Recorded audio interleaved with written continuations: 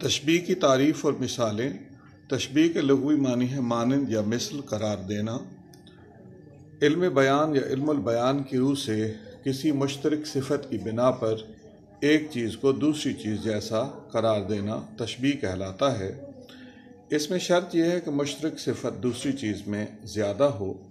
اس کی جمع تشبیہات ہے۔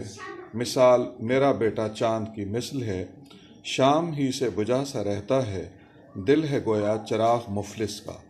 بیٹے کو چاند سے اور دل کو بجھے چراغ سے تشبیہ دی گئی ہے۔ ارکان تشبیہ کل 5 ہیں۔ پہلا ہے مشبہ، جس چیز کو دوسری چیز سے تشبیہ دی جائے، جیسے بیٹا اور دل۔ مشبہ بہی، وہ چیز جس سے مشبہ کو تشبیہ دی جائے، چاند اور بجھا چراغ۔ نوٹ: مشبہ اور مشبہ بہی کو طرفین تشبیہ بھی کہتے ہیں۔ تیسرا ہے حرف تشبیہ، حروف تشبیہ یا ادات تشبیہ، وہ حروف جو تشبیہ میں استعمال ہوں۔